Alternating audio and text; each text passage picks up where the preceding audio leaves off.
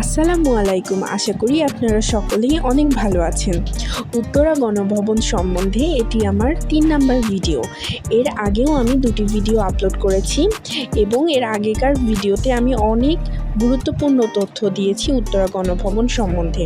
তো আমি রিকোয়েস্ট করব সেই ভিডিও আপনারা দেখবেন।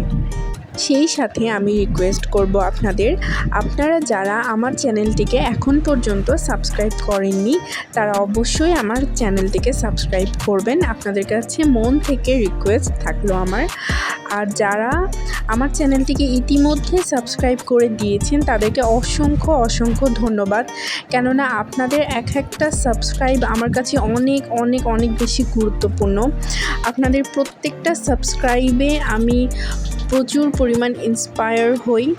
সো আপনাদের কাছে এটা আমার খুবই রিকোয়েস্ট থাকলো, আপনারা অবশ্যই আমার চ্যানেলটিকে সাবস্ক্রাইব করবেন যদি আমার ভিডিও আপনাদের ভালো লাগে, যেন আমি ফিউচারে অনেক ভালো ভিডিও আপনাদেরকে উপহার হিসেবে দিতে পারি। তো আমরা বাইরে থেকে গণভবনের প্রত্যেকটি অংশ প্রায় ঘুরে দেখছিলাম। যদিও এটি আপনাদের আমি আগেই বলেছি, গণভবনের ভিতরে বা গণভবনের ভিতরে যেই বাগানটি আছে সেই বাগানে আজকে আমি ঢুকতে পারবো না, কেননা সেটি পারমিশন নিয়ে আসিনি। কিন্তু গণভবনের বাইরে থেকে যতটুকু দেখা যায় সেটি আমি আপনাদের সাথে শেয়ার করছি। এই গাছটি তো অনেক আগেকার গাছ, আমি খুব ভালো করে দেখছিলাম, পর্যবেক্ষণ করছিলাম। ওপরে দেখুন কি পরিমাণ কেমন কালো হয়ে বড় মনে হচ্ছে মৌমাছির চাক মতো লাগছে। আর এই তো এরকম দেখছি। এই গাছটির বয়স অনেক বেশি হবে। একজন আসলে এক রকম বলে, এজন্য আমি এক্স্যাক্ট আপনাদের কাছে বলতে পারছি না, কিন্তু এটা ঠিক যে এটা অনেক বেশি বয়স এই গাছটির। এই গণভবনের অনেক কিছু সাক্ষী হয়ে দাঁড়িয়ে আছে এই প্রত্যেকটি গাছ। তো গণভবনে একবারে ঢোকার পরেই যে সমস্ত ভিউ আর কি দেখা যায় সেটি আপনাদের সাথে শেয়ার করছি। আর সামনে যেই বিল্ডিংটি আপনারা দেখতে পাচ্ছেন এটি হচ্ছে কয়েদিদের রাখা হতো, জেলখানা হিসেবে ব্যবহার হতো ওই সময়, এটি জানা যায় আর কি। আর সামনে কিছু কামান দেখতে পাচ্ছেন, এগুলো ওনারা পরবর্তীতে অনেকবার রং করেছেন এবং যত্ন করেই ওনারা রাখেন। একদম গণভবনে ঢোকার পরপরই কিন্তু এটি আপনারা দেখতে পাবেন। আজকে প্রচণ্ড ভিড়ই বলা যায়, কেননা মানুষজন প্রায় মোটামুটি গিজগিজ করছিল। আমি একটু জাস্ট খুঁজছিলাম যে কখন একটু ফাঁকা হবে আর আমি একটুখানি শ্যুট করে নিব, কিন্তু একদম ফাঁকা পসিবলই ছিল না, কেননা একদমই ঈদের 2-3 দিন পরের বিষয়। তো মানুষজন এখানে বেড়াতে এসেছিল। আর নাটোরের বেড়ানোর মতো এটি হচ্ছে সবচেয়ে বেশি এমন একটি জায়গা যে সবচেয়ে বেশি মানুষ এখানেই বেড়াতে আসে নাটোরে, এবং আমি বলবো নাটোরের সৌন্দর্যের মধ্যে এটি সবচেয়ে বেশি সৌন্দর্যপূর্ণ একটি জায়গা। সামনে থেকে যে বিল্ডিংটি আমি আপনাদেরকে দেখালাম যে কয়েদিদের এখানেই রাখা হতো, তো এটি সেই বিল্ডিং। আমি জানালাগুলো দেখছিলাম, এখানে কাজ মনে হয় ভেঙে গেছে। আর আমি একটু ভিতরে হালকা একটু জাস্ট এখানে হাত দিয়ে দেখছিলাম যে আসলে ভিতরে কিছু আছে নাকি, কিছু টাচ করা যাচ্ছে নাকি, বাট ওরকম কিছু না। আমি ক্যামেরাটা আর একটু ভিতরে জাস্ট ঢুকিয়ে নিলাম, আপনাদের ভিতরটা দেখানোর চেষ্টা করছি। আমার কিছুটা ভয়ও লাগছিল, এই যে এখানেই রাখা হতো কয়েদিদের, কী রকম ভয়ঙ্কর জায়গা। ভেতরটা দেখে মনে হচ্ছিল যেন ভেতরে পুড়ে গেছে কখনো। তো যাই হোক, এটা আমি সঠিক জানি না কি হয়েছে না হয়েছে। তো আমি দোতলা থেকে কিছুটা ভিউ নেওয়ার চেষ্টা করছি, কতটা সুন্দর লাগছে। মানে এখানে মনে হচ্ছে ঘন্টার পর ঘন্টা সময় কাটিয়ে দেওয়া যাবে দাঁড়িয়ে। তবে একটা জিনিস, এগুলোর পিছনে তো অনেক ব্যাপার স্যাপার আছে, একা নয়, এখন মানুষজন আছে তাই ভালো লাগছে। কিন্তু সত্যি ভাবুন তো, সবাই যদি চলে যায়, শুধুমাত্র আপনি যদি একা এখানে দাঁড়িয়ে থাকেন, আর এরকম শত বছরের কাহিনী, শত বছরের না জানি কত কিছু, কী লেভেলের ভয়ের বিষয়। যারা অবশ্যই ভয় পান তাদের ক্ষেত্রে, এমনও মানুষ আছে যে অনেক বেশি সাহসী, তাদের জন্য আমি বলছি না, কিন্তু যারা একটু হলেও ভয় পায়, ভিতরে ভয় আছে, আমার মনে হয় একা যদি এখানে ছাড়া যায় তারা অবশ্যই ভয় পাবে। আর বিশেষ করে যদি রাত হয়ে যায় তাহলে তো কথাই নেই।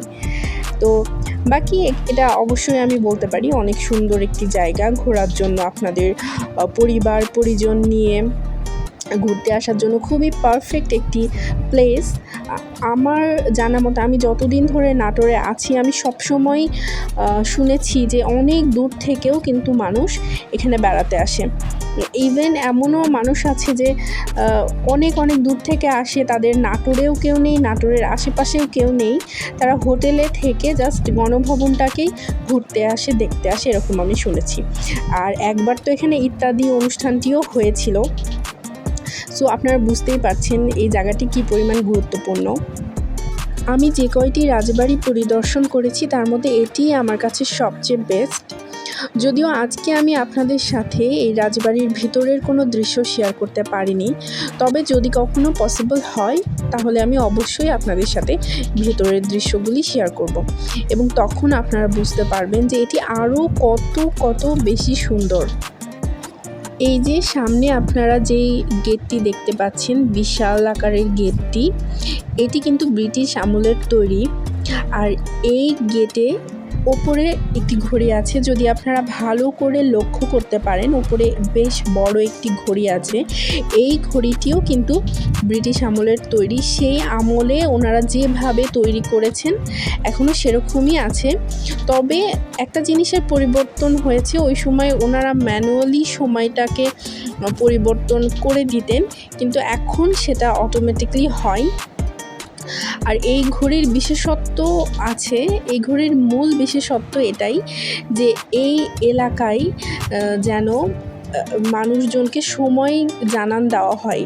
আর এই ঘড়ি কিন্তু এখনও ঢং করে বাজে, মানে ঘন্টায় ঘন্টায় কিন্তু এটি এখনও বাজে আগেকার মতো, যেমনটি প্রথমে ছিল। তো এটি একটি অনেক বড় বিশেষত্ব, কেননা শত বছর ধরে কিন্তু এভাবেই এটি চলে আসছে।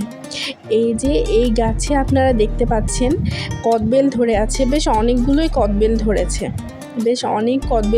আমি আপনাদের একটু দেখানোর চেষ্টা করছি।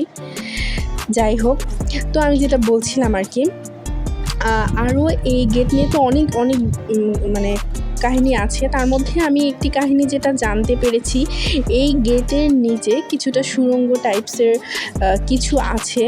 রাজবাড়ি পরিবারের ওপর যদি কোনো বিপদ বা কিছু পড়তো, ওনাদেরকে পালানোর জন্য এদিকে নাকি একটা বিশেষ ব্যবস্থা করেছিল এই গেটের নিচে।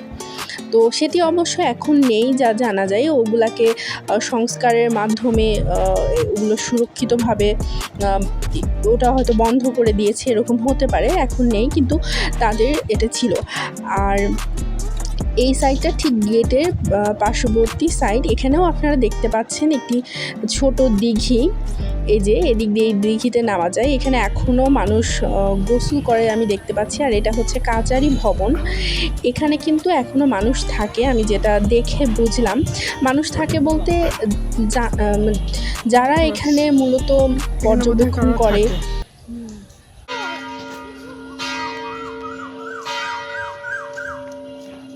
আপনারা এইমাত্র শুনতে পেলেন, এভাবেই প্রত্যেকটি ঘন্টায় এভাবেই ঘড়ি ঢং করে বেজে ওঠে। আর এই সাউন্ডটা কিন্তু অনেকটাই বেশি, আশেপাশে বেশ অনেকটা দূর পর্যন্ত কিন্তু এই সাউন্ডটা যায়, যদিও ভিডিওতে হয়তো বা ওরকম বোঝা যাচ্ছিল না।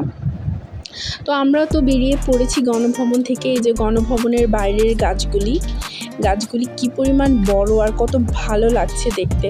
আর এই যে এই সাইডে যে আপনারা দেখতে পাচ্ছেন, ওই সাইডে কিন্তু অনেক চায়ের দোকান এবং অনেক টাইপসের স্ট্রিট ফুড আছে।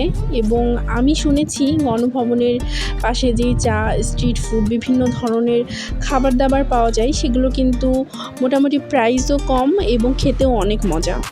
তো আমরা চলে এসেছিলাম এখানে একটি চায়ের দোকানে, এটিও যথেষ্ট ফেমাস। এখানে তন্দুরি চা, মালাই চা, নর্মাল দুধ চা, সব ধরনের চা পাওয়া যায়। আমরা নিয়েছিলাম নর্মাল দুধ চা, তো টেস্ট যথেষ্ট ভালো ছিল। এবং সেই সাথে এই দোকানে পাওয়া যাচ্ছিল এরকম কিছু খাবার। তো এখান থেকে আমরা সিঙ্গারা নিয়েছিলাম, অস্থির টাইপস ছিল। তারপরে গণভবন ঘোরা শেষ করে আমরা পাশেই চলে গিয়েছিলাম একটি স্বর্ণের দোকানে এবং দেখছিলাম ওখানকার কালেকশন। তো যাই হোক, আজকে এই পর্যন্তই। আপনারা সকলেই ভালো থাকবেন, সুস্থ থাকবেন এবং নিরাপদে থাকবেন। আল্লাহ হাফিজ।